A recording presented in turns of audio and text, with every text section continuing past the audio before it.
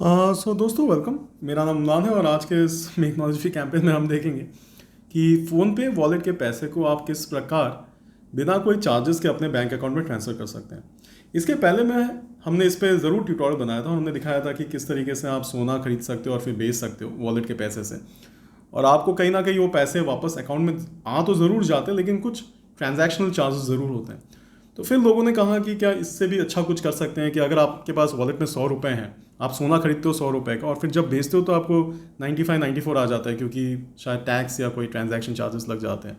तो क्या पूरा का पूरा 100 रुपये आपके वॉलेट के जो हैं क्या आपके अकाउंट में आने का कोई ज़ायरा या कोई मैकेनिज्म है? तो हाँ, एक है जहाँ पे आप वॉलेट को ही डीएक्टिवेट या क्लोज कर देते हो। सिर्फ इसमें एक चीज़ ये आपको ध्यान रखना है कि आपका वॉलेट जो है दोबारा रीएक्टिवेट नहीं हो सकता। तो आइए इस पूरे चीज़ को करके देखते हैं। तो आइए चलते हैं। तो फिलहाल ये मेरा फ़ोनपे का अकाउंट है। मैं आपको एक बार दिखा दूं कि यहाँ पे हमारे वॉलेट में करीब 100 रुपये है। और एक चीज़ ध्यान रखना कि आपके वॉलेट पे जो आपने टॉपअप किया है ना, वही पैसे होने चाहिए। अगर आपको कोई कैशबैक मिला तो कैशबैक आप पहले इस्तेमाल कर लीजिए, है ना। तो टॉपअप का पैसा जो है आपने जो बैंक से भेजे होंगे, अभी आपके पास कोई एक लिंक बैंक अकाउंट भी होना ज़रूरी है। तो मेरे पास जैसे यहाँ पे link union bank of India का एक अकाउंट है। अब आगे मैं क्या कर सकता हूँ? तो अब मुझे यहाँ पे प्रश्न चिन्ह की तरफ जाना है। यहाँ पे आप देखोगे माई अकाउंट एंड KYC, यहाँ पे अकाउंट रिलेटेड इश्यूज़, यहाँ पे deleting PhonePe account. Actually PhonePe account कहीं डिलीट नहीं होता। फ़ोनपे अकाउंट में आप बैंक को अनलिंक करके वॉलेट पैसा इस्तेमाल कर लेने के बाद लॉग आउट करना, मतलब ही फ़ोनपे के लिए एक तरीके से डिलीशन। वही चीज़ कहीं ना कहीं यहाँ पर लिखा है। उसके बाद आगे ये भी है कि क्या आप अपना फ़ोनपे वॉलेट को बंद करना चाहते हैं? तो हाँ, यहाँ पे यही बताया जा रहा है कि आप अगर एक बार वॉलेट को बंद कर लेते हो तो फिर आप उसे रीएक्टिवेट नहीं कर पाओगे। यहाँ पे ये भी बताया जा रहा है कि अगर आपने डेबिट कार्ड से पिछले 7 दिनों में कोई रिचार्ज कराया है तो आप ये नहीं कर पाओगे, या अगर आपके पास कोई पेंडिंग मर्चेंट ट्रांजैक्शंस हैं या पेंडिंग रिफंड्स हैं तो आप ये नहीं कर पाओगे। यहाँ तक कि अगर आपके पास कोई बैंक अकाउंट लिंक ना हो तो आप ये नहीं कर पाओगे। ये सब तो ठीक है, ये सब जान लेने के बाद आप यहाँ पे क्लोज वॉलेट कर सकते हैं। तो यहाँ पे वो पूछना चाह रहे हैं कि आप क्यों करना चाह रहे हो। तो आप बस हमें विड्रॉ करना है अपना वॉलेट का बैलेंस, क्योंकि हम इस वॉलेट के बैलेंस को हम समझते हैं कि यूजलेस है, कहीं इस्तेमाल नहीं किया जा सकता अनलेस अदरवाइज़ आप फ़ोनपे में से ही बिल भरते हैं। तो यहाँ पे मैं कंफर्म एंड डीएक्टिवेट वॉलेट करना चाहता हूँ।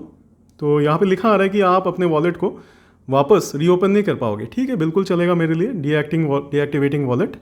तो ये रहा कनेक्टिंग सिक्योरली और processing wallet closure and 100 withdrawn remind letter.